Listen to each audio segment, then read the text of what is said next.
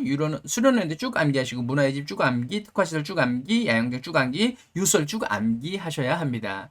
청소년 이용시설도 이렇게 있다라는 것 확인하시기 바랍니다. 특히 청소년 특화 시설은 스스로 넷, 하자센터, 아센터 등이 청소년 특화 시설이 되어지겠습니다. 청소년 수련 시설은 당연히 청소년 지도사가 일을 할 수 있습니다. 근데 그 밖에도 청소년 지도사가 일할 수 있는 곳이 있는데요. 이런 질문을 합니다. 청소년 지도사가 일할 수 있는 곳은 어떤 곳입니까? 그게 바로 청소년 수련 시설, 공공 민간 청소년 자유공간, 방과후 아카데미 전국 17개 시도 및 시군구 청소년 상담복지센터, 청소년 쉼터, 학교 밖 청소년 지원센터, 꿈드림, 청소년 자립생활지원관, 한국청소년활동진흥원, 지방청소년활동진흥센터, 국가청소년 수련시설 총 7개, 한국청소년 상담복지개발원, 청소년 성문화센터, 한국청소년단체협의회, 전국청소년보호관찰소, 전국소년원 및 꿈키움센터, 청소년 비행예방센터, 미인가 대한교육시설, 인가 대한학교, 청소년 육성전담 공무원, 경찰, 군인, 민간 청소년 교육센터, 교육복지 투자 우선 지원 사업 등에서 일을 할 수가 있습니다. 청소년 수련시설 운영 대표자의 자격 기준을 말해보세요 라고 얘기할 수 있습니다. 1급 청소년 지도사 자격증 소지자, 2급 청소년 자격 취득 후 청소년 육성 업무에 3년 이상 종사한 자, 3급 청소년 지도사 자격 취득 후 청소년 육성 업무에 5년 이상 종사한 자가 되겠습니다. 그리고 나머지 내용들을 한번 살펴보시고요. 자격증이 없더라도 청소년 육성 업무에 8년 이상 종사한 자도 해당이 되어집니다. 청소년 수련시설 청소년 지도사 배치 기준입니다. 수련관은 총 4명 이상이어야 되는데 반드시 1급이 1명 이상이어야 합니다. 많은 것은 상관이 없습니다. 자, 수련원은 2명 이상의 청소년 지도사가 있으면 되는데요.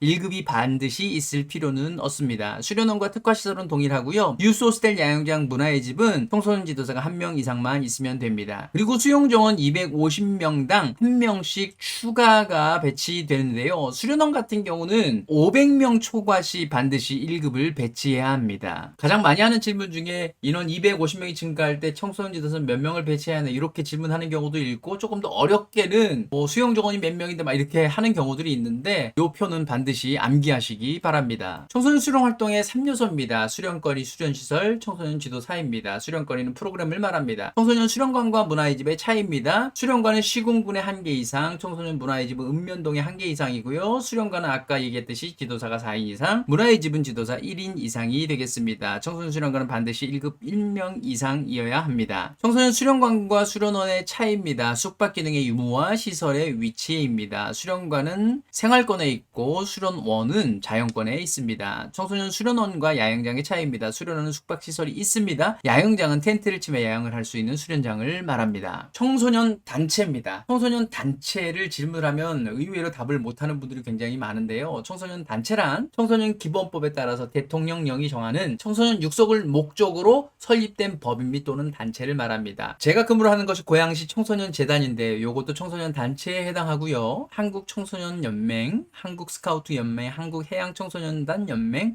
한국 걸스카우트 연맹, 한국 과학 우주 청소년단 흥사단, 한국 청소년 상담복지 개발원, 한국 청소년 정책 연구원, 한국 유네스코 위원회, 한국 YMCA, 한국 해외 봉사단, 이런 것들이 청소년 단체에 해당되겠습니다. 제7차 청소년 정책 기본 계획을 바탕으로 청소년 지도사가 청소년 관련 법을 근거로 청소년 수련 시설에서 청소년들에게 어떤 활동을 제공해 주는가, 다시 얘기하자면 청소년들은 수련 시설에서 무슨 활동을 하는가 같이 한번 살펴보도록 하겠습니다. 청소년 수련관에서 운영하는 프로그램을 한번 살펴보도록 하겠습니다. 청소년 방과후 아카데미, 청소년 어울림바당, 청소년 동아리, 청소년 자원봉사, 국제 청소년 성취 포상제, 청소년 자기도전 포상제, 청소년 수련활동 인증 프로그램, 청소년 국제교류 프로그램, 청소년 운영위원회, 청소년 예술제, 창의적 체험활동 등인데요. 자, 이거는 전체적으로도 문제를 내기도 하지만 하나하나 개별적으로도 다 암기를 하셔야 합니다. 청소년 문화집에서 운영하는 프로그램은 청소년 방과후 아카데미, 청소년 동아리, 청소년 자원봉사, 청소년 운영위원회, 글로벌 인재양성 프로그램, 청소년 역사기행, 학교 연계활동 등이 되겠습니다. 청소년 자유공간에서 운영하는 프로그램입니다. 자유공간은 특별하게 규정이 있는 것은 아니지만 청소년 자유공간에서는 동아리나 자원봉사나 청소년 자치기구,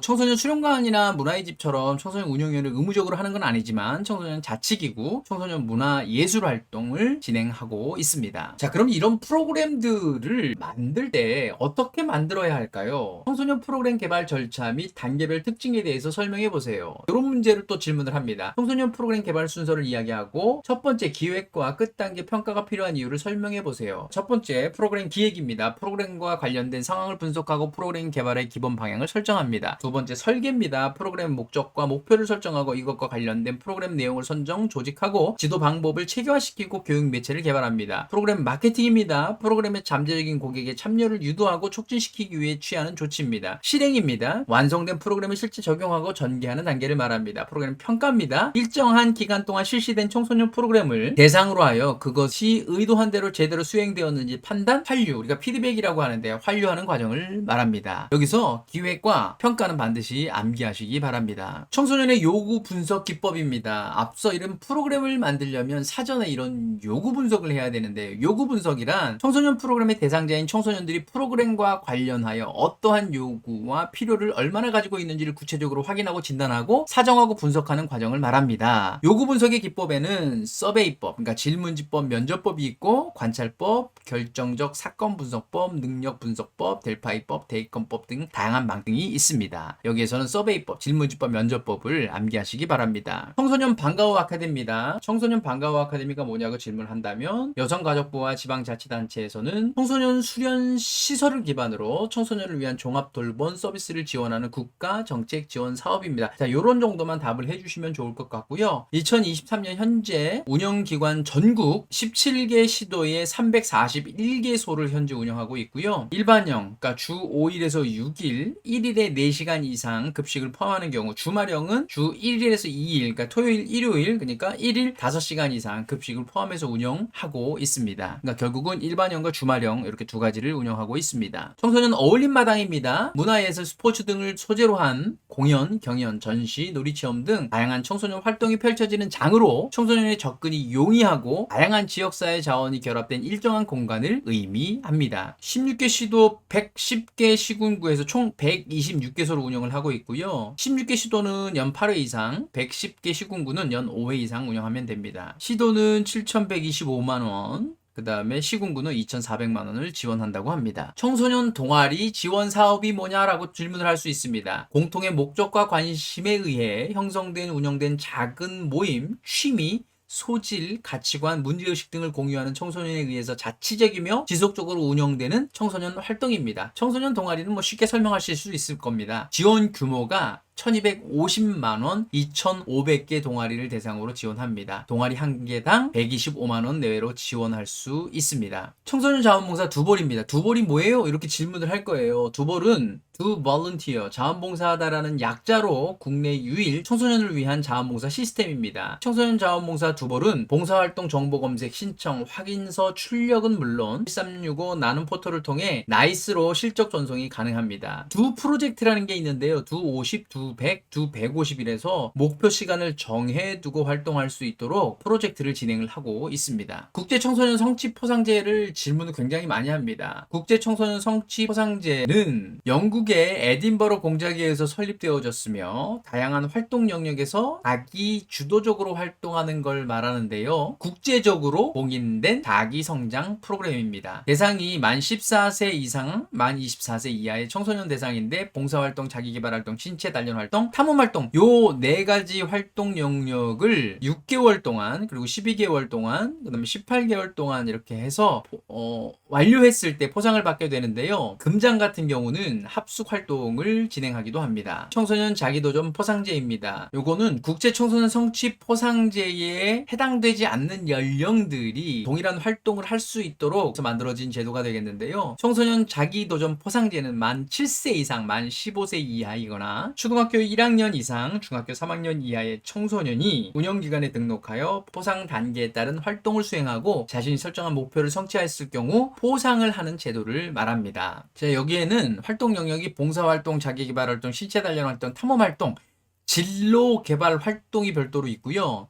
5가지 활동 영역 중에서 4가지 영역을 선택해서 활동할 수 있다고 합니다. 동장은 16주, 근장은 16주에서 32주, 금장은 24주에서 48주가 되겠습니다. 청소년 수련활동 인증제란 무엇인가? 이런 질문을 합니다. 청소년 시설이 청소년 수련 활동을 인증하고 인증활동에 참여한 청소년의 활동 기록을 유지, 관리, 제공하는 국가 인증 제도가 되겠습니다. 특징은 맞춤형 참여, 안전과 전문성, 체계적인 관리, 경험의 활용 등으로 볼 수가 있습니다. 청소년 수련활동 인증제 유형 인증 기준입니다. 기본형은 요 질문을 많이 할 것 같은데요. 전체 프로그램 운영 시간이 2시간 이상으로서 실시한 날에 끝나거나 당일에 끝나거나 2일 이상의 각 회기로 숙박 없이 수일에 걸쳐 이루어지는 활동을 기본형이라고 합니다. 자, 숙박형, 이동형, 학교, 단체, 숙박형으로 나누어 볼 수가 있고요. 인증 기준은 공통기준, 개별기준, 특별기준이 있습니다. 청소년 수련활동 신고제입니다. 청소년 수련활동 신고제는 19세 미만의 청소년을 대상으로 하는 청소년 수련활동의 실시 계획을 신고하도록 하고 신고 수리된 내용을 인터넷에 공개하여 국민이 정보를 활용할 수 있도록 하는 제도를 말합니다. 신고 기한은 참가자 모집 14일 전에 반드시 신고해야 합니다. 신고 대상 프로그램은 수상활동, 항공활동, 산악활동, 장거리 걷기활동, 그 밖에 하강, 레포츠, ATV 탑승 등 사고 위험이 높은 청소년 수련 활동이 되겠습니다. 신고 제외 대상이 되는 경우가 있는데요. 다른 법률에서 지도 감독 등을 받는 비영리법인 또는 단체가 운영하는 경우, 청소년이 부모 등 보호자와 함께 참여하는 경우, 비숙박 청소년 수련 활동 중 참가자가 150명 미만이거나 위험도가 높은 청소년 수련 활동으로 지정되지 않은 활동, 종교단체가 운영하는 경우는 신고 제외 대상이 되겠습니다. 창의적 체험 활동입니다. 창의적 체험 활동은 교과와 상호 보완적 관계 속에서 삶을 적극적으로 실천하고 심신을 조화롭게 발달시키기 위하여 실시하는 교과 이외의 활동을 말합니다. 자율활동, 동아리활동, 봉사활동, 진로활동, 자동봉진이 되겠습니다. 청소년 참여기구입니다. 엄청 많이 질문합니다. 청소년 참여기구, 청소년 자치기구에 대해서 한번 설명해 보세요. 청소년 참여기구 세 가지는 뭐가 있냐면 청소년 특별회의, 청소년 참여위원회, 청소년 운영위원회가 있습니다. 청소년 특별회의는 국가에서, 청소년 참여위원회는 지자체에서, 청소년 운영회는 수련시설에서 운영하는 자치기구가 되겠는데요. 세부적인 내용은 여러분들이 참고해서 읽어보시기 바랍니다. 청소년 참여 예산제입니다. 청소년을 관점에서 지역사회 내에 반드시 필요하다고 생각하는 사업을 신청하면 필요성 검토 후 다음 해에 해당 사업을 추진할 수 있도록 지자체 내 관련 부서에 사업비를 책정하는 제도를 말합니다. 결국은 청소년들이 직접 참여해서 예산을 활용하는 그런 제도를 말하는 겁니다. 이런 질문이 있었대요. 주민 참여 예산 제도와 아동 청소년 참여 예산 제도의 차이점은 무엇인가요? 주민 참여 예산 제도는 제한 대상이 만 19세 이상이지만 아동 청소년 참여 예산제는 만 9세에서 18세 청소년이라면 누구나 제한할 수 있습니다. 라는 답을 해주시면 될 듯합니다. 청소년 특별회의에 정책 반영된 내용, 2022년도에 어떤 내용들이 있었나요? 제가 실제로 한번 찾아보니까요. 청소년 노동 인권 보호 및 증진 조례 이행을 했고요. 청소년 스마트폰 과의전 개선 정책을 강화했고, 청소년 디지털 리터러시 프로그램 지원을 했고, 해바라기 센터의 운영을 개선했고요. 지자체별 아동 학대 전담 공무원 인력을 증원했고요. 지역별 청소년 쉼터 분포를 다양화했고요. 학교 복합화 시설을 통해 청소년 공간을 구축하였습니다. 청소년증이 뭔가요? 라고 이제 질문을 합니다. 청소년증은 청소년 기본법과 청소년 복지지원법 제3조 및 제4조에 따라 대한민국 국민 중 주민등록증이나 운전면허증이 없지만 만 9세에서 만 18세 사이의 국민을 위해 여성가족부에서 발급하는 신분증을 말합니다. 실제로 대학 수학능력시험이나 검정고시, 운전면허시험, 은행거래 등에서 신분증으로 활용할 수 있는 공적 신분증이 되겠습니다. 실제로 학교를 다니지 않는 학교 밖 청소년들에게 필요한 신분증이 되겠습니다. 청소년 활동진흥원의 역할에 대해서 설명을 해보세요. 활동진흥원은 청소년 균형 있는 성장에 필요한 활동을 종합적으로 지원함으로써 궁극적으로 청소년의 삶의 질 향상에 기여함을 목적으로 한다. 주요 기능, 청소년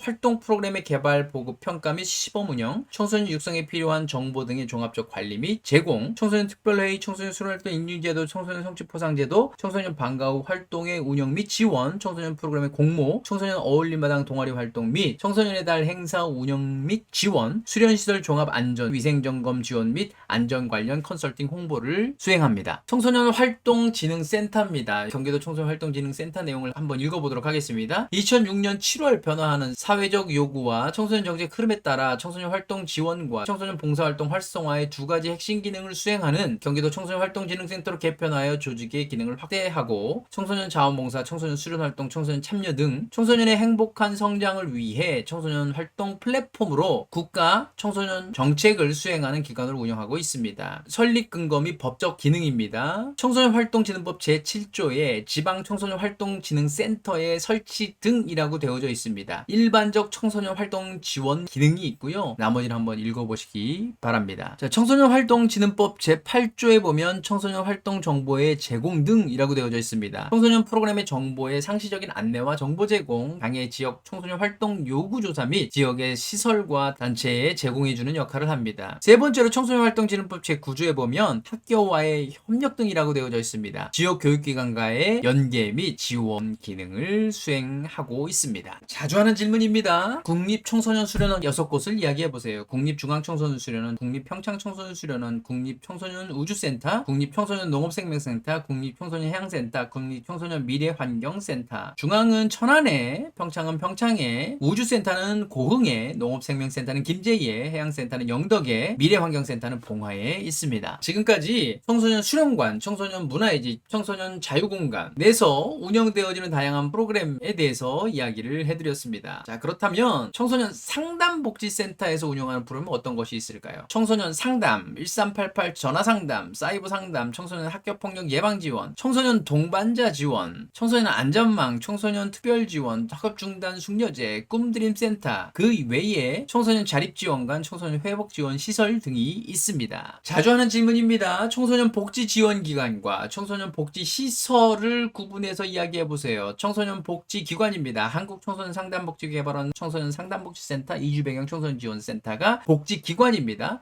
청소년 복지시설은 청소년 쉼터, 청소년 자립지원관, 청소년 치료재활센터, 청소년 회복지원 시설이 되겠는데요. 청소년 복지시설 요 네 가지는 개별적으로도 암기를 하셔야 합니다. 청소년 안전망입니다. 청소년 안전망이 뭔가요? 지역주민, 기관, 단체 등 지역 내 활용 가능한 자원의 연계를 통해 지역사회 청소년 통합지원 체계를 구축하여, 그러니까 청소년 안전망을 구축하여 위기 상황에 처한 청소년들을 발견하고 통합적인 상담복지 서비스를 제공하는 사업입니다. 청소년 가출, 폭력 등과 같은 위기 문제나 심리정서 문제로 도움이 필요한 경우 언제든지 지역 내의 청소년 상담복지센터를 통해 위기 개입, 긴급구조, 일시보호 등 다양한 청소년 안전망 서비스를 제공받을 수 있습니다. 아주 간단한 답변으로는 위기 아동 청소년에 대한 상담, 보호, 의료, 자립, 교육, 복지 등 맞춤형 서비스를 원스톱으로 제공해 주는 시스템이 청소년 안전망이 되겠습니다. 요건 청소년 상담복지센터가 운영하고 있습니다. 청소년 안전망과 위센터의 기능과 역할을 설명해 보세요. 청소년 안전망은 아까 앞에 설명되어졌던 내용과 동일하고요. 위센터는요, 교육지원청에서 운영합니다. 학교, 교육청, 지역사회가 연계하여 학생들의 건강하고 즐거운 학교 생활을 지원하는 다중 통합 지원 서비스망이 되겠습니다. 거의 유사한 기능이라고 보시면 됩니다. 학교폭력 예방 프로그램입니다. 자, 이런 질문을 많이 한다고 합니다. 청소년들의 학교폭력 문제가 심각해지는데 청소년 지도사로서 어떻게 해결하면 좋을지 이야기해보세요. 학교폭력이 일어나기 전에 다양한 예방 프로그램을 적극적으로 실시하는 것이 필요합니다. 그럼에도 불구하고 학교폭력이 발생한다면 학교폭력 피해자 중심의 프로그램도 물론 중요하지만 가해자 중심의 프로그램도 병행하여 운영하는 것이 필요하다고 생각합니다. 역지사지의 마음 이해하기, 바른 언어로 사용하기 등과 같은 프로그램들을 운영하면 좋을 듯 합니다. 참고로 학교폭력의 종류에 대해서 설명해보세요. 신체폭력, 언어폭력, 금풀감치, 따돌림, 성폭력 이 5가지를 암기하라고 얘기하는 경우도 있습니다. 학교폭력의 원인 및 대책을 한번 설명해보세요 라고 얘기할 수도 있어요. 학교폭력의 원인은 개인, 가정, 학교, 또래 친구, 사회, 매체 등에 의해서 폭력이 발생을 하게 되는데 대책은 가정 차원의 대책, 학교 차원의 대책, 사회 차원의 대책, 국가 차원의 대책을 준비하는 것이 필요하다. 이렇게 설명하면 될 듯 합니다. 자, 소년법에 나와 있는 촉법소년, 범죄소년, 우범소년이 있는데요. 연령을 구분해서 암기해 보시기 바랍니다. 촉법소년은 10세 이상 14세 미만, 범죄소년은 14세 이상 19세 미만, 우범소년은 10세 이상 19세 미만이 되겠습니다. 작년에는 촉법소년 연령을 하향 조정하겠다라는 것이 상당히 이슈화가 됐었는데요. 여러분들의 개인 의견은 어떻습니까? 라는 그런 질문을 실제 받으셨다고 합니다. 여러분들도 나름대로 한번 준비를 해 보시기 바랍니다. 청소년 동반자가 뭔가요? 청소년 상담 전문가인 청소년 동반자가 위기 청소년에게 직접 찾아가서 맞춤형 상담을 통해서 청소년이 건강하게 성장할 수 있도록 지원하는 프로그램을 말합니다. 아니면 실제로 수행하는 청소년 상담 전문가를 말을 합니다. 이렇게 말씀하시면 될 것 같습니다. 1대1 관계를 맺고 정서적 지지, 심리상담, 지역자원 연계, 건강한 성장 지원이 그 역할이 되겠습니다. 청소년 특별 지원 사업이 뭔가요? 청소년 특별 지원 사업은 보호자가 없거나 실질적으로 보호자의 보호를 보호를 받지 못하는 청소년에게 생활비, 치료비, 학업지원비 등을 지원하는 사업을 말합니다. 청소년 복지지원법에 의해 진행되는 사업을 말합니다. 학업중단 숙려제가 뭔가요? 학업중단 위기 학생에게 최대 7주 49일 주말 공휴일을 포함해서 숙려 기회를 부여하고 상담 및 맞춤형 프로그램을 지원하여 신중한 고민 없이 이루어지는 학업중단을 예방하는 제도를 말합니다. 학교장이 주최하여서 위클래스 위센터 청소년 상담복지센터가 함께 협력하면서 학업중단 숙려제를 운영합니다. 자, 꿈드림 센터에 대해서 설명해 보세요. 학교 밖 청소년 지원센터를 다른 말로 꿈드림 센터라고 얘기를 하는데요. 학교 밖 청소년, 학업중단 청소년들에게 미래의 꿈을 포기하지 않고 실현할 수 있도록 돕는 청소년 공간을 말합니다. 다른 표현으로는 꿈드림은 학교 밖에 있는 청소년들이 당당하게 미래를 설계할 수 있도록 지원하는 곳입니다. 학업 및 진로 지원 상담에서부터 특성과 적성을 고려한 전문 교육 프로그램까지 다양한 맞춤형 서비스를 제공합니다. 참고해서 보시기 바랍니다. 청소년 쉼터의 종류에 대해서 이야기해 보세요. 여러분들 예전에는 가출 청소년이라고 얘기했는데 지금은 가정 밖 청소년으로 이름이 바뀌었다라는 거 꼭 암기하시기 바라고, 가출 청소년 이런 말 하면 바로 떨어집니다. 가정 밖 청소년입니다. 청소년 쉼터는 가정 밖 청소년이 가정과 학교, 사회로 복귀하여 생활할 수 있도록 일정 기간 보호하면서 상담, 주거, 학업, 자립 등을 지원하는 사업을 말합니다. 청소년 쉼터의 종류를 말해보세요. 일시 쉼터, 단기 쉼터, 중장기 쉼터가 되겠습니다. 일시 쉼터는 24시간에서 7일 이내, 단기 쉼터는 3개월 내외, 연장 최대 9개월까지, 중장기 쉼터는 3년 내외, 1회 1년에 하나여 연장이 가능하면 최장 4년까지 가능하다고 합니다. 청소년 자립지원관입니다. 청소년 쉼터 또는 청소년 회복지원시설의 지원을 받았는데도 가정, 학교, 사회로 복귀하여 생활할 수 없는 청소년에게 자립하여 생활할 수 있는 능력과 여건을 갖추도록 지원하는 시설을 말합니다. 전국에 11개 시설 정도가 운영되고 있다고 합니다. 국립청소년 디딤센터가 뭐죠? 라고 질문할 수 있습니다. 여성가족부가 청소년보호법 제35조 및 청소년복지지원법 제31조에 근거하여 설립한 거주형 치료재활시설로서 정서, 행동 영역에서 어려움을 겪고 있는 청소년들의 건강한 성장을 위하여 보호, 치료, 교육, 자립의 종합적인 전문적인 서비스를 제공하는 국립시설을 말합니다.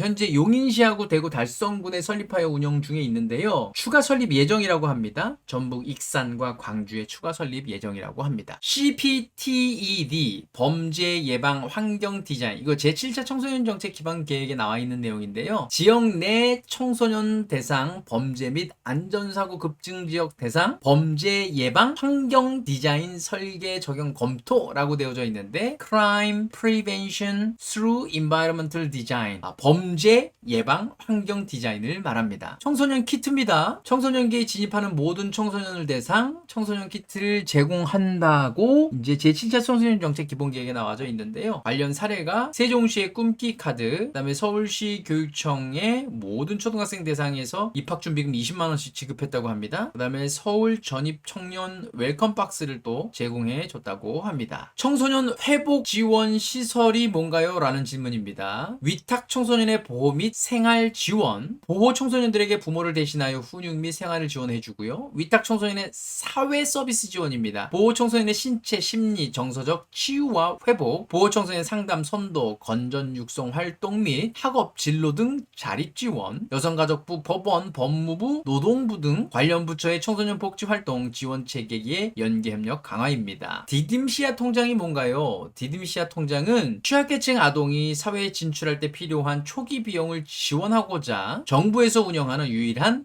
아동 자산 형성 지원 사업입니다. 저소득층 아동이 매월 일정 금액을 저축하면 국가에서 1대2 정부 매칭 지원금으로 월 10만 원 내에서 같은 금액을 적립해 줌으로써 아동이 준비된 사회인으로 성장할 수 있도록 도와주는 자산 형성 지원 사업이 되겠습니다. CDA라고 합니다. 청소년 희망센터란 뭘까요? 자, 청소년 희망센터는 개발된 권리교육 프로그램을 통해 권리교육 강사를 양성하고 있으며, 양성된 강사들은 전국 청소년 상담복지센터, 초, 중, 고등학교 등 청소년 유관기관에 직접 찾아가서 권리 교육을 제공하고 있다고 합니다. 청소년 상담복지 개발원은 뭔가요? 청소년 복지지원법에 의해서 설립되어졌는데요. 학교 밖 청소년 지원센터, 청소년 복지시설을 총괄하는 중추기관을 말합니다. 청소년의 건강한 성장과 행복한 꿈의 실현을 위해 다양한 상담복지 사업을 수행하고 있는 여성가족부 산하 공공기관이라고 하겠습니다. 청소년을 위한 긴급전화번호입니다. 시군구 청소년 상담복지센터는 1388, 미아 가출 신고는 182,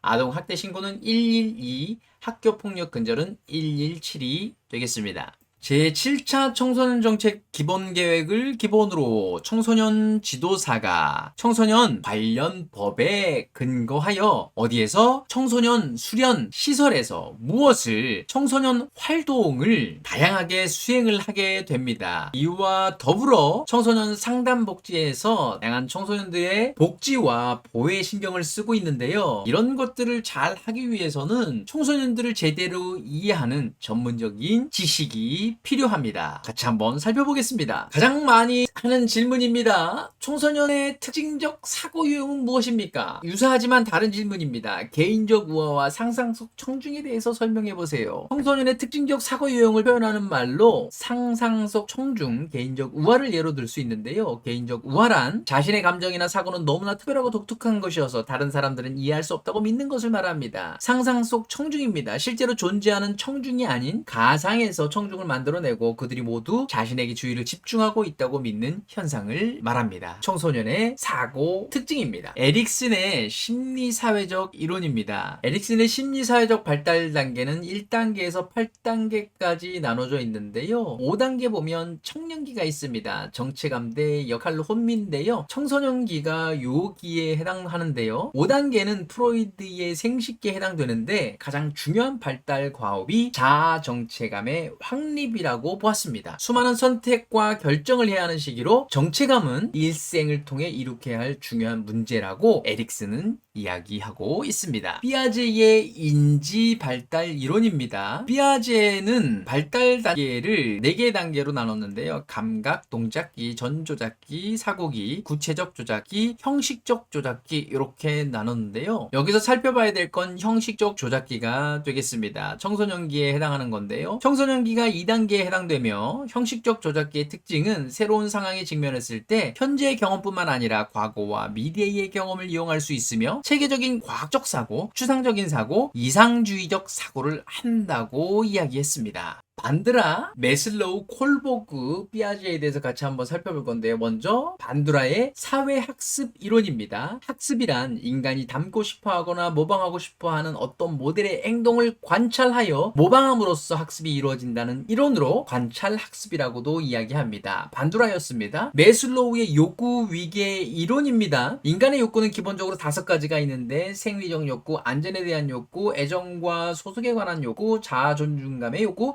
그리고 자아 실현의 욕구가 있으며 이러한 욕구들은 줄곧 충족되지 못하면 보다 높은 단계로 나아가지 못한다고 메슬로우는 이야기했습니다. 도덕성 발달 단계는 콜보그하고 피아제가 둘이서 얘기를 했는데요. 도덕성이란 성악을 구별하고 옳고 그름을 바르게 판단하며 인간관계에서 지켜야 할 규범을 준수하는 능력으로, 도덕성에 관한 이론은 인지발달 이론에서 파생된 것으로 도덕성 발달의 인지적인 측면은 피아제에 의해 최초로 제시되었으며 콜버그는 피아제 이론을 기초로 하여 도덕성 발달 이론을 정립시켰습니다. 비고츠키, 브롬펜, 브르너, 뒤르갱입니다. 비고츠키 하면 근접 발달 영역인데요. 학습자가 하나의 과제를 일상적 독립으로 수행할 수 있는 사고 수준과 어떤 조력을 받아도 수행할 수 없는 사고 수준 사이에 있는 영역을 근접 발달 영역이라고 이야기했습니다. 달리 말하면 다른 사람의 안내나 협력을 받으면 과제 수행이 가능한 사고 수준 영역을 말한다고 합니다. 브롬펜 브루노의 생태학적 체계 이론인데요. 생태학적 체계 이론은 인간 발달을 사회 문화적 관점에서 이해하는 이론으로 5가지의 환경 체계가 있습니다. 미시 체계, 중간 체계, 외 체계, 거시 체계, 그리고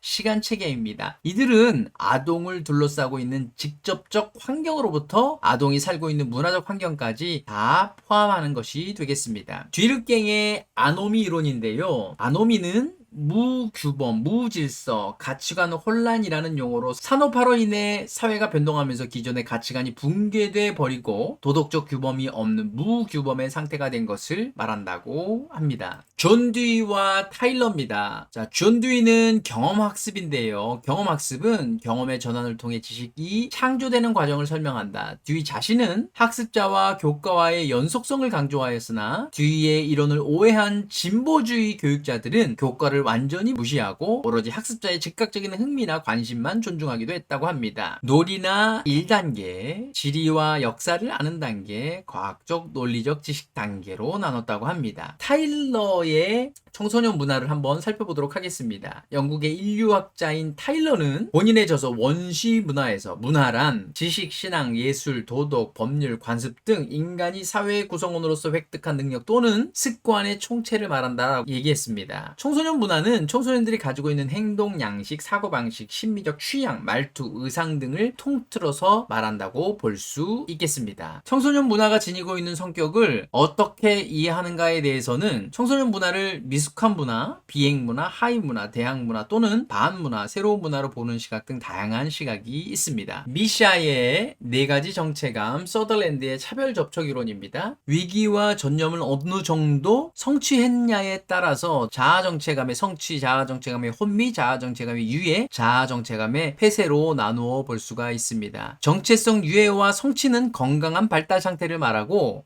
정체성 혼미와 폐쇄는 건강하지 못한 발달 상태를 말합니다. 서더랜드의 차별 접촉 이론입니다. 차별 접촉 이론이란 서더랜드의 이론으로서 비행 친구와 접촉이 가장 중요한 문제 행동의 원인이 된다라는 이론이 되겠습니다. 자, 그러면 청소년 관련 학문적 질문 중에 상담 관련된 부분만 집중적으로 한번 살펴보도록 하겠습니다. 청소년 상담의 특징에 대해서 설명하세요. 청소년은 가족, 또래, 학교 등 주변의 주요 인물들과 밀접하게 관련되어 있어 상담을 할 때 대부분 주요 관련 원인과 주위 환경에 대한 개입이 필요합니다. 청소년 상담의 목표는 심리 치료적인 측면보다는 청소년의 건전한 발달, 성장을 돕는 예방 및 교육적 측면과 위기에 처한 청소년들에 대한 직접 개입 및 지원, 자립이 포함됩니다. 방법적인 측면을 본다면 면접 중심의 상담뿐만 아니라 여러 가지 활동, 게임이나 작업 등 다양한 활동을 통해 이루어지게 됩니다. 청소년의 발달 특성을 신체적, 심리적, 그리고 정서적 측면에서 각각 논하세요. 자, 이런 질문이 있었습니다. 신체적으로는 제2차 성징으로 신체 성장이 급격히 일어납니다. 심리적으로는 자아중심적인 사고가 이루어집니다. 개인적으로와 상상 속 청중이 있었죠. 정서적으로는 불안, 스트레스 등의 감정의 양가성을 지니고 있습니다. 사춘기 청소년의 심리적 특성에 대해서 설명하세요. 청소년기에는 급격한 신체의 변화와 넓어지는 대인관계, 진로 문제 등으로 인하여 감정의 변화가 심해집니다. 그리고 간혹 어른들의 세계를 비판하며 반항적인 행동을 보이기도 하고 무의식적인 열등감에 빠지기도 합니다. 또한 또래 집단의 영향이 매우 커서 자기 또래들로부터 따돌림을 당하지 않을까 하는 불안감 때문에 가능한 그 집단에 소속되어 같이 어울리려고 합니다. 자아정체감의 개념을 설명하고 자아정체감이 청소년 발달에 중요한 이유를 논하세요. 자아정체감은 자아 개념이 보다 발달하여 구체적인 의식으로 자신의 독특성을 자각한 상태를 말합니다. 청소년기가 되면 나는 누구인가, 나는 무엇을 할 수 있는가 등 자신에 대하여 여러 가지 의문을 가지게 되는데, 이렇듯 진정한 자기를 찾기 위해 노력하는 과정에서 자아정체감을 형성하게 됩니다. 올바른 자아정체감이 형성되어야 미래의 삶에 바람직한 영향을 미치게 됩니다. 위기 청소년을 한번 설명해 보세요. 보호자가 없거나 실질적으로 보호자의 보호를 받지 못하는 사회 경제적으로 어려움이 있는 청소년을 말합니다. 예를 들어서 가정 밖 청소년, 학교 밖 청소년, 학업 중단 청소년, 학교 폭력 피해 가해 청소년, 집단 따돌림 피해 가해 청소년, 일탈 행동 청소년, 우울 자살 위험 청소년, 비행 보호시설 퇴소 청소년, 사이버 중독 청소년, 은둔형 부적응 청소년, 저소득 계층 청소년,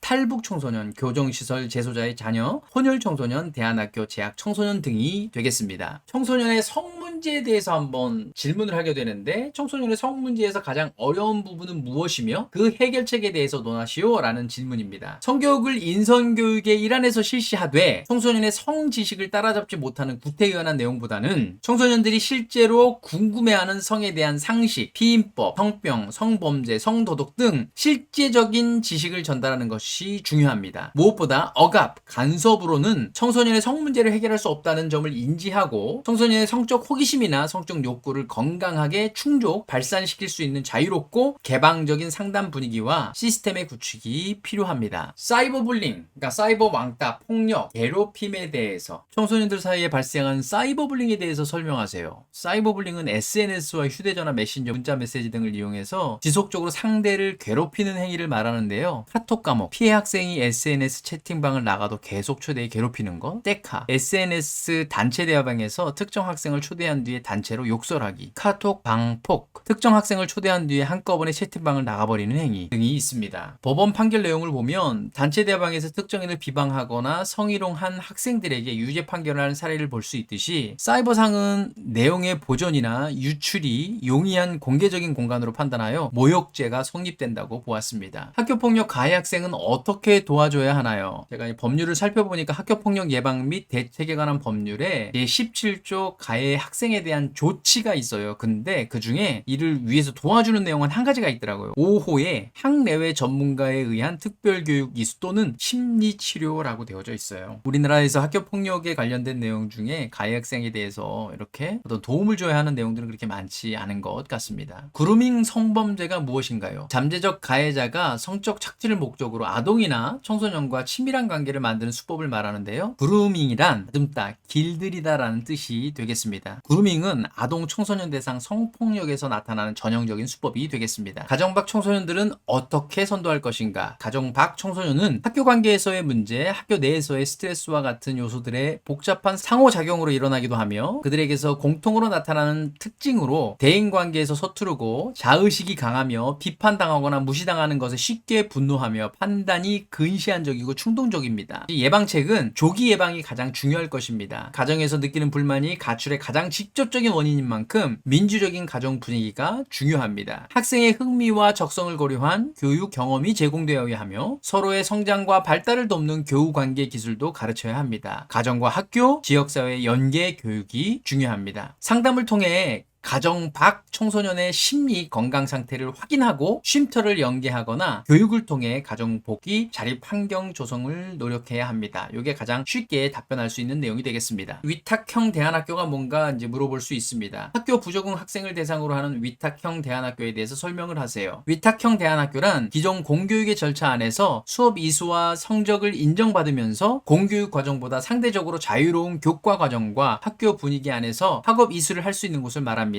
단, 위탁형 대안학교는 일반 학교에서 여러 원인으로 학교 부적응을 경험하는 청소년들이 학교에 의뢰로 입학할 수 있습니다. 위탁형 대안학교 특징 중에 하나는 학생은 반드시 원적교에 적을 두고 있어야 하고 이것은 대안학교를 통해 각종 부적응과 비행 문제가 해소되면 원적교로 돌아가는 것을 전제로 하는 것입니다. 청소년 근로 아르바이트 이런 질문을 굉장히 많이 하는데요. 계약서는 반드시 본인이 작성해야 되고 최저 시급은 성인과 동일하게 하루 7시간, 일주일에 35시간을 근무하는데 초과 금지는 불가합니다. 야간과 휴일 근로 금지고요. 합의가 이루어질 때는 하루 1시간, 일주일에 5시간까지 초과 근무는 가능하다고 합니다. 야간 휴일 근로는 본인 동의와 노동관청의 인가가 필요한데요. 임금의 50% 가산이 되어져야 합니다. 청소년 상담 이론 중 인본주의 상담의 특성에 대해서 설명하세요 라는 질문이 있습니다. 인본주의 상담은 로저스의 인본주의를 토대로 둔 상담 심리학 치료 이론으로 인간 중심 치료 이론이라고도 합니다. 인본주의 상담에서는 인간은 실현 경향성과 여기 지금의 존재성을 중요하게 생각하며 상담자는 내담자를 인간적으로 존중하고 내담자에 대해서 상담자가 느끼는 감정과 생각을 솔직하게 나타내고 내담자의 감정을 공유하고 반영해 준다고 봅니다. 인본주의 상담에서는 1차적으로 내담자와 상담자의 관계를 강조하고 있기 때문에 상담의 기법은 크게 중요하지 않다고 여깁니다. 기법은 상담자의 태도 다음으로 2차적인 것이 됩니다. 그러므로 상담자는 적극적인 경청, 반영, 명료와의 절차적인 태도를 중요시합니다. 인본주의 상담의 주요 원리입니다. 무조건적인 긍정적인 존중, 관심. 인간은 누구나 사랑받고 존중받아야 하기에 무조건적인 긍정적인 존중이 중요하며 성격을 건강하게 발달시키기 위하여 무조건적인 긍정적 관심이 매우 필요하다라는 원리를 가지고 있습니다. 있습니다. 청소년들이 겪는 중독 현상과 지도 및 해결 방안을 제시하세요. 가장 대표적인 중독 현상으로는 인터넷 중독을 들 수 있습니다. 컴퓨터에 지나치게 접속함으로써 일상생활에 심각한 지장을 받는 상태로 게임 중독, 음란물 중독과도 연결됩니다. 최근에는 스마트폰이 보급화되면서 더 문제가 되고 있는데요. 16개 시도에 청소년 상담복지센터를 연결하여 인터넷 중독 예방, 상담 기반을 구축하고 있으며 심각한 인터넷 중독 청소년을 위해서는 치료와 재활을 위해 정신건강증진센터 및 치료협력병원 연계를 통한 치료 서비스를 지원하고 있습니다. 근본적으로는 부모의 관심과 노력이 필요하며 국가적 차원의 차단 프로그램 설치와 같은 환경의 개선이 필요합니다. 또한 학업 부담을 감소시킬 다양한 청소년 여가 활동 지원이 요구됩니다. 청소년 진로직업체험센터의 역할과 기능 및 활성화 방안에 대해서 설명해 보세요. 역할과 기능입니다. 공공기관, 민간기관, 대학, 학교, 학생, 학부모, 자원봉사자, 지자체, 지역사회 구성원들 온 마을이 함께 협력하여 청소년들의 미래, 진로에 필요한 체험활동을 지원해주는 기관이 되겠습니다. 활성화 방안은요, 교육청, 청소년 단체 등 어느 기관에 속해 있는 것이 아니라 독립적인 형태의 센터 운영이 필요합니다. 다문화 사회가 청소년에게 미칠 환경적 변화에 대해서 설명을 해보세요. 학교 현장에서 이미 다문화 가정 청소년은 증가 추세에 있습니다. 이제 일상에서 우리와 다른 문화, 특히 이주민이 상대적으로 많은 동아시아 문화를 쉽게 목격할 수 있게 되었습니다. 다문화 경험이 일상화되지 않은 한국 사회와 학교 현장에서 다문화 가정 청소년들을 포함하여 이들과 함께 생활하고 있는 일반 청소년들이 다문화에 대한 인식의 자연스러움에 어려움을 보이고 있습니다. 다른 나라 문화교육 체험과 외국 경험의 간접적 기회를 제공받을 수 있다는 긍정적 환경 변화의 측면에 주목하여 다문화 가정 청소년과 일반 청소년이 서로를 이해, 수용할 수 있는 환경적 토대를 만드는 것이 중요합니다. 자신을 중심으로 수합 분석을 해보세요.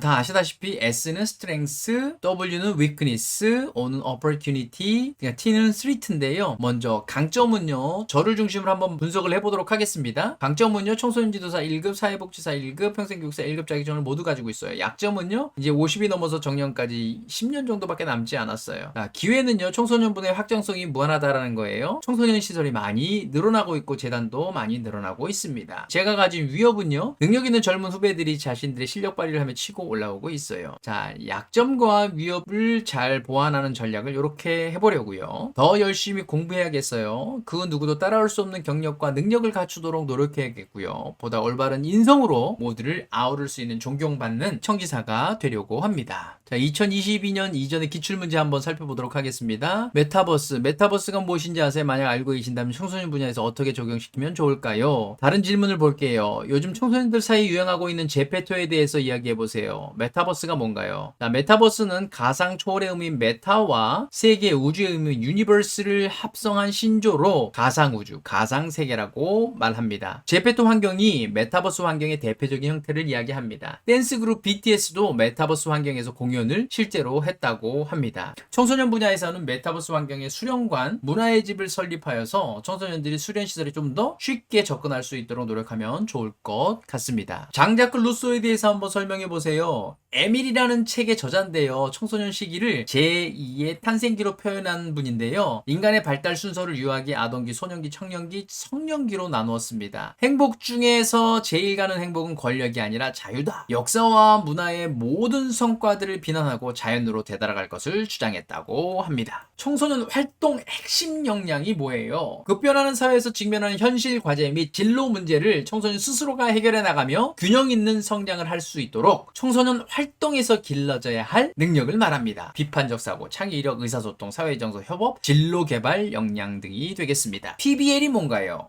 프로젝트 베이스드 러닝이라고 얘기를 하는데요.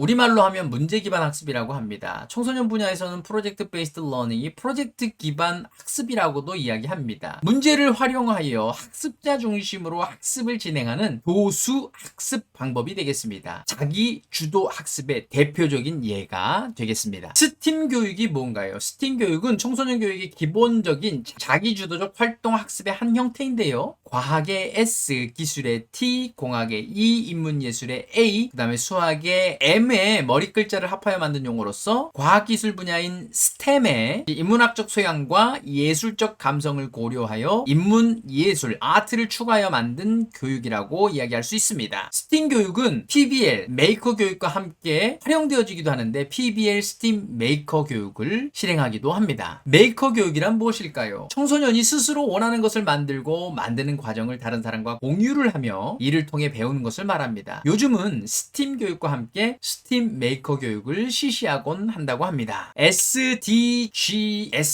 무엇인가? 지속 가능 개발 목표 또는 지속 가능 발전 목표라고 얘기하는데 Sustainable Development Goals라고 합니다. 인류의 보편적인 문제와 지구 환경 문제, 경제는 유엔과 국제사회의 최대 공동 목표가 되겠습니다. 2016년부터 2030년까지 17가지 주 목표와 169개의 세부 목표로 해결하고자 이행하는 국제사회 최대 공동 목표가 되겠는데요. 인류의 보편 문제는 빈곤, 질병, 교육, 성평등, 난민, 분쟁 등이 되겠고, 지구 환경 문제는 기후변화, 에너지, 환경오염물, 생물 다양성, 경제사회 문제는 기술, 주거, 노사, 고용, 생산, 소비, 사회구조, 법, 대내외 경제가 되겠습니다. 이 SG란 뭘까요? 환경과 사회에 대한 책임과 지배구조의 투명성을 평가하기 위한 지표를 말하는데요. 기업 경영을 안정적으로 지속시키기 위해서는 환경, 인바이러먼트와 사회, 소셜을 해치는 의사결정, 그러니까 가버넌스를 해서는 안 된다라는 사회적 기류라고 보면 됩니다. 잠깐 멈춰두고 이 SG에 세부적으로 어떤 것들이 포함되어 있는지 살펴보시기 바랍니다. 고교 학점제가 뭔가요? 대학교의 대학생들처럼 고등학교에서 학습하고 있는 학생이 기초 소양과 기본 학력을 바탕으로 진로 적성에 따라 과목을 선택하고 이수 기준에 도달한 과목에 대해 학점을 취득, 누적하여 졸업하는 제도를 말합니다. 교육부에서 2021년도에 이야기했습니다. 진로에 따라 다양한 과목을 선택하는 제도, 목표한 성취 수준에 도달했을 때 과목을 이수하는 제도, 누적 학점이 기준에 도달했을 경우 졸업하는 제도를 말합니다. 고교 학점제의 필요성이 뭘까요? 학생 맞춤형 교육을 통해 잠자는 교실을 깨울 수가 있고, 미래 사회에 필요한 역량을 기를 수 있고, 학생 개개인의 다양성을 지원할 수가 있습니다. 청소년 참여활동 아이디어 도출 방법입니다. 세 가지 방법이 있는데 마인드맵, 만다라트, PMI가 있는데요. 마인드맵 기법은 지도를 그리듯이 이렇게 그림에서처럼, 그리고 만다라트 기법은 가장 큰 주제를 먼저 세워두고 이에 대한 해결점, 아이디어, 생각들을 채워나가는 방법이 되겠습니다. 그린 것 같습니다. PMI 기법은 플러스 장점, 마이너스 단점,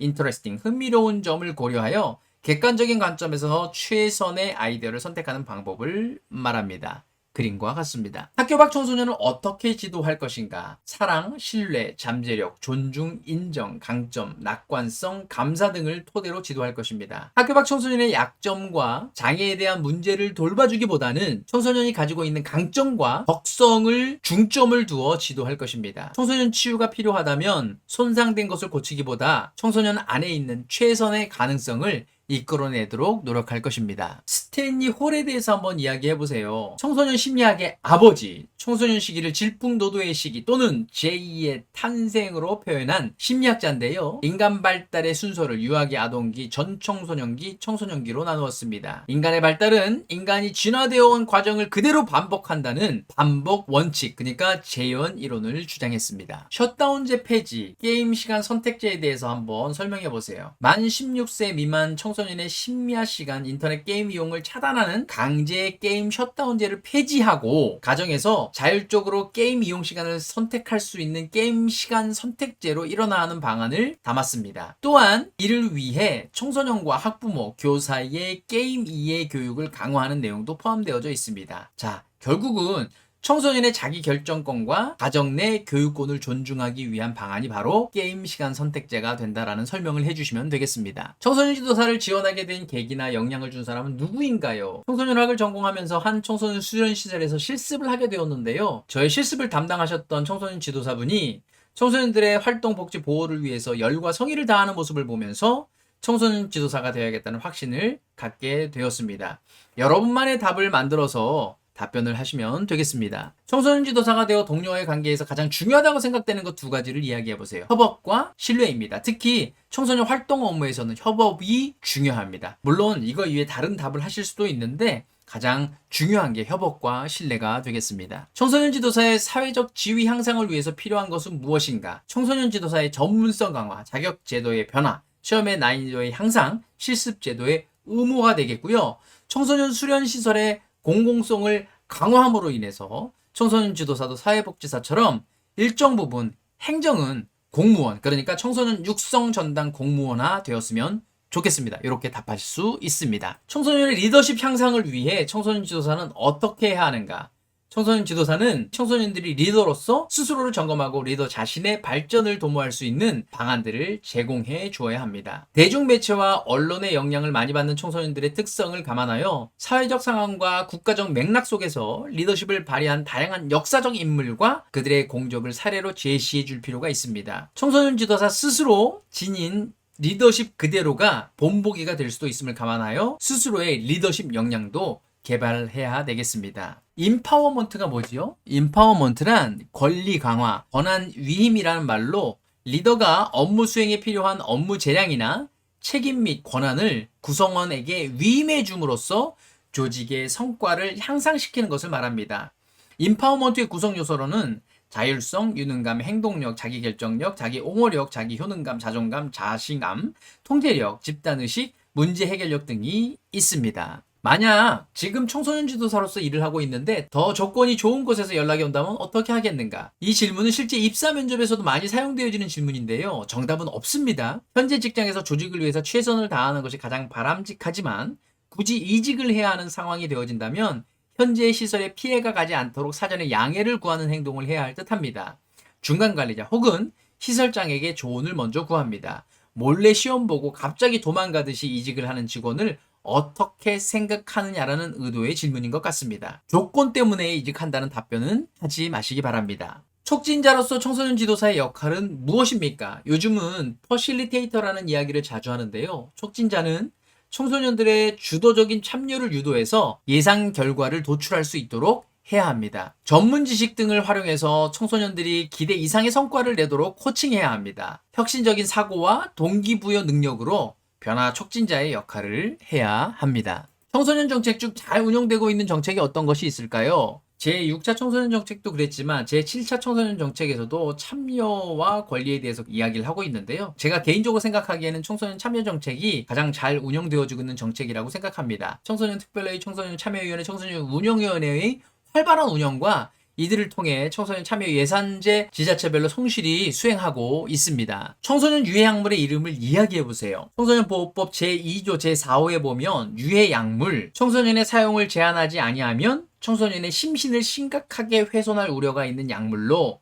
주류, 담배, 마약류, 환각물질 등이 있습니다. 주류, 담배, 부탄가스, 본드, 신나, 니스, 칼라풍선, 성기구, 레이저 포인트 등이 약물, 그러니까 약과 물건 모두를 말하게 됩니다. 청소년 수련활동 신고제에 대해서 한번 설명해 보세요. 국토대장정과 같이 활동 과정에서 사고 우려가 높은 청소년 수련활동 등에 대한 안전사고 예방을 위한 조치 마련 요구가 증대되었는데요. 청소년들이 대규모로 숙식하거나 장거리로 이동하는 청소년 체험 활동의 경우 여러 안전사고 발생할 가능성이 높으므로 참가자들에 대한 사전 안전교육과 안전관리 계획 등 최소한의 안전기준 확보를 위한 제도 요구, 이에 이동 숙박형 청소년 활동 사전 신고제를 시행을 했는데요. 2013년 5월 28일 개정되어졌고 2013년 11월 29일 날 시행이 되어졌습니다. 사설 해병대 캠프에 사고가 있었잖아요. 그렇죠? 요거에 대해서 경각심이 만들어지면서 수련활동 신고제가 활성화되게 되어졌고, 그 다음에 청소년 수련시설 운영자와 청소년 수련활동 주최자의 활동 프로그램에 대한 관리를 강화하고 체험활동의 사전 안전성 확보를 위하여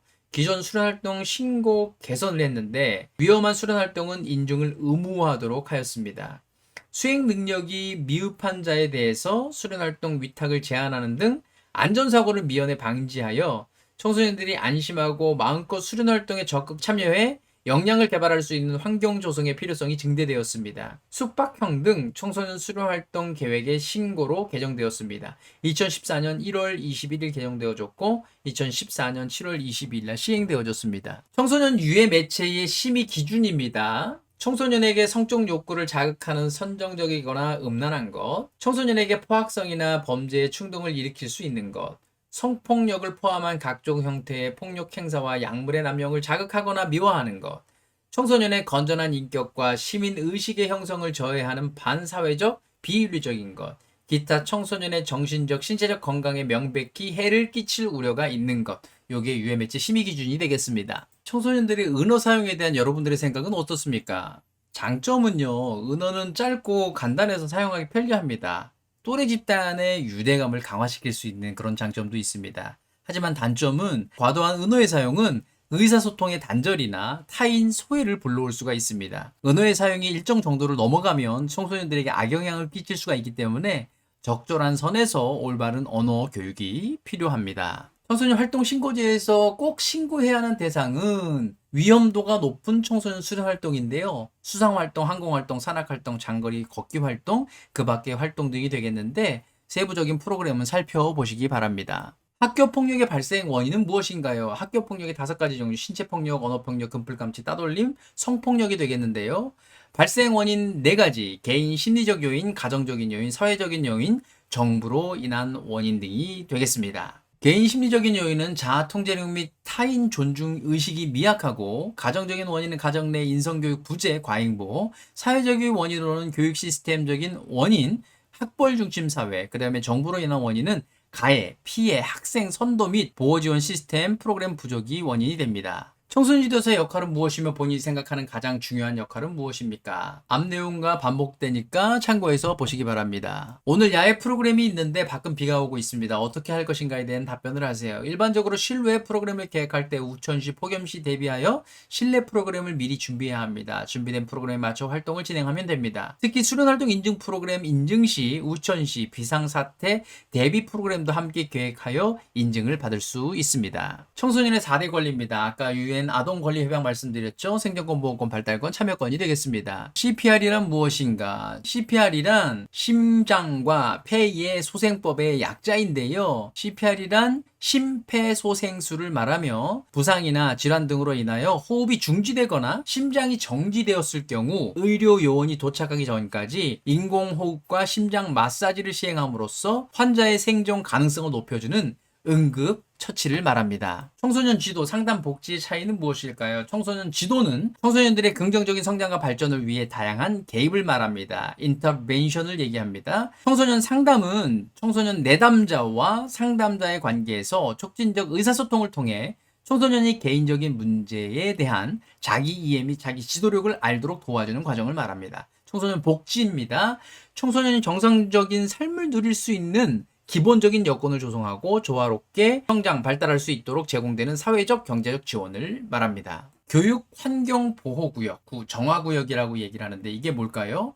학생의 보건, 위생, 안전, 학습과 교육 환경 보호를 위하여 학교 경계 또는 학교 설립 예정지 경계로부터 직선거리 200m 범위 안의 지역을 지칭합니다. 자, 2023년에 나올 만한 문제, 2023년에 예상했던 문제도 포함해서 같이 한번 이야기 나눠보도록 하겠습니다. 은둔형 청소년이 뭘까요? 이거 제7차 청소년 정책 기본계획에도 나와 있는데요. 다양한 요인으로 인하여 일정한 이상을 집이나 한정된 공간에서 외부와 단절된 상태로 생활하여 일상적인 사회생활 등이 현저히 곤란한 청소년을 말합니다. 영케어러가 뭘까요? 장애, 정신, 신체, 질병, 알코올, 약물 등 문제를 가진 가족들을 돌보는 10대 후반에서 20대 중반까지의 돌봄자를 지칭하는 말이 되겠습니다. 경계선 지능이 뭘까요? 일반적으로 지능지수 78에서 85 사이에 속하여 지적장애 연속상에 있으나 지적장애로 미분류, 장애 인구의 약 2.7%에 해당하는데요. 주의 집중이 어렵고 의사소통 등에 서툴러 학습 부진 등이 발생하는 대상을 이야기합니다. LMS가 뭘까요? LMS는 디지털 학습을 위한 플랫폼을 말합니다. 러닝의 L, 매니지먼트의 M, 그다음에 시스템의 S를 줄여서 나타내는 말이 되겠습니다. 다시 얘기하자면 학습 관리 시스템이 되겠습니다. 자, 기획 노동자가 뭘까요? 일시적인 업무를 의미하는 기익은 1920년대 미국 재즈 클럽에서 단기로 고용한 연주자를 기기라고 부른 데서 유행했다고 합니다. 고용주의 필요에 따라서 단기로 계약을 맺거나 일회성 일을 맡는 초단기 근로자를 말합니다. 단기로 계약을 맺고 프로젝트 단위로 일하는 근로자, 그 다음에 직장에 매이지 않고 짧게 여러 가지 일을 하는 초단시간 임시 노동자를 말합니다. 주로 디지털 플랫폼 등을 통해 단기 계약을 맺고 초단기 노동을 제공하는 근로자들을 지칭합니다. 배달 라이더, 우보 운전자, 번역가, 청소도우미, 돌봄 노동자 등이 되겠습니다. 전문 용어로 독립계약자, 온라인 플랫폼 노동자, 외주업체 노동자, 호출대기 노동자, 임시직 노동자로 표현되어 줄 수 있습니다. NPO란 무엇인가? Non-Profit Organization인데요. 국가와 시장을 제외한 제3 영역의 비영리 단체를 말합니다. 비영리 조직, 그러니까 Non-Profit Organization의 영문 머리 글자를 딴 말이 되겠습니다. 별칭으로 비영리 단체, 비영리 민간 단체, 비영리 기관, 비영리 집단, 제3섹터 또는 시민사회 조직이라고 이야기하기도 합니다. NPO와 NGO를 비교해 볼 수 있는데요. NGO는요, Non-Governmental Organization인데요. 두 용어는 동일한 개념으로 사용되기도 하지만 NGO를 NPO에 속하는 하위 개념으로 보기도 하는데 일반적으로 NGO는 NPO 중에서 인권, 환경, 여성, 소비자 운동과 정치 개혁 등의 문제에 초점을 맞추어 주로 개발도상국과 국제사회를 무대로 활동하는 비정부 단체를 지칭하는 용어로 사용되어 왔다고 합니다. 서밋, 6차 청소년 정책 기본 계획에서도 있었어요. 그래서 2022년도 아세안 코리아 유스 서밋이 실제 시행이 되어졌는데요. 서밋이라는 말은 정상회담, 최고봉, 지도자라는 그런 의미라고 합니다. 그러니까 서밋은 또 서방 7개국 정상회담을 의미한다고 합니다. 2022년 한 아세안 청소년 서밋, 2022년 한 아세안 청소년 정상회담 이런 정도로 해석해 볼 수 있습니다. 디지털 리터러시란 무엇인가 설명해 보세요. 일상생활부터 교육, 소통 등 삶 전반에서 디지털 활용도가 높아져서 디지털 리터러시, 디지털 윤리의 중요성이 증대되어지고 있는데요. 디지털 리터러시란 디지털 환경에서 각각의 정보 형태를 이해하고 활용할 수 있는 통합적 문해 능력을 말합니다. 청소년 자유공간에 대해서 한번 좀 설명을 해보세요. 청소년 자유공간이 뭔가요? 라는 거를 물어볼 수가 있는데요. 제7차 청소년 정책 기본계획에는 지역 내 소규모 청소년 활동 공간 설치 운영, 자, 요런 게 있어요. 요거에 대한 대표적인 예가 어떤 게 있나요? 뭐 요거에 자유공간, 쉼표, 청개구리 연못 등이 있는데요. 자유공간이 왜 필요한가요? 라고 한번 질문을 한다면 청소년들이 지역의 어른, 학부모 등 누군가의 눈치를 보지 않고 쉽게 방문할 수 있는 공간으로서 성인들이 편하게 이용하는 프랜차이즈 카페와 같은 오직 청소년만을 위한 공간으로서 활용되어 줄 수 있는 공간이 바로 청소년 자유공간이 되겠습니다. 청소년 지도사 직무, 그러니까 NCS는 무엇이며 본인이 생각하는 가장 중요한 역할은 무엇인가? 국가 직무 능력 표준, National Competence Standards의 약자인데요. NCS에는 이런 게 있어요. 기관 운영 관리, 프로그램 예산 관리 및 집행, 조직 구조 및 풍토 개선, 청소년 교육, 청소년 상담, 요구 분석, 프로그램 설계 및 개발, 프로그램 운영, 프로그램 평가, 인적 네트워크 구축, 조직 간 협력 체계 구축, 동아리 조직과 운영. 자, 요게 기본적으로 청소년 지도에서 해야 될 직무 등이 될 텐데 본인이 생각하는 것 중에서 이 중에서 가장 중요한 역할은 뭘까요? 라고 묻는다면 하나 선택해서 여러분들이 이야기하시면 될 것 같습니다. 청소년의 선거 연령 및 피선거 연령입니다. 선거 연령은 누군가를 뽑을 수 있는 연령이 될 거고요. 피선거 연령은 내가 그 피선거의 대상이 되는 건데 대통령, 국회의원, 시의원 등이 될 수 있는 그런 연령이 되겠습니다. 누군가를 선발할 수 있는 연령은 만 18세 이상이 될 거고요. 피선거에 대통령은 만 40세 이상이고요. 그 다음에 국회의원, 지방선거에서는 만 18세 이상이면 누구나 출마할 수가 있게 됩니다. 이게 공직선거법 2020년 1월 14일에 선거권이 바뀌었고요. 그 다음에 피선거권은 2022년 1월 18일에 바뀌게 되었습니다. 실제로 고양시 같은 경우는 18세에 시의원이 직접 선발되기도 하였습니다. 자, 정당 가입 연령은 만 16세 이상이 되겠습니다. 정당법 2022년 1월 21일 날 개정이 되어졌습니다. 징계권의 폐지입니다. 2020년 10월 13일 국무회의를 통과했고요. 2021년 1월 26일 날 삭제가 되어졌습니다. 부모가 법정 대리인으로서 갖는 권리 중에서 징계권이라는 게 있었는데 이게 폐지가 되어졌습니다. 제915조 징계권. 친권자는 그 자를 보호 또는 교양하기 위하여 필요한 징계를 할 수 있고 법원의 허가를 얻어 가마 또는 교정기관에 위탁할 수 있다. 요 항목 자체가 아예 삭제 삭제되었습니다. 양육비 이행관리원 청년 내일 공제입니다.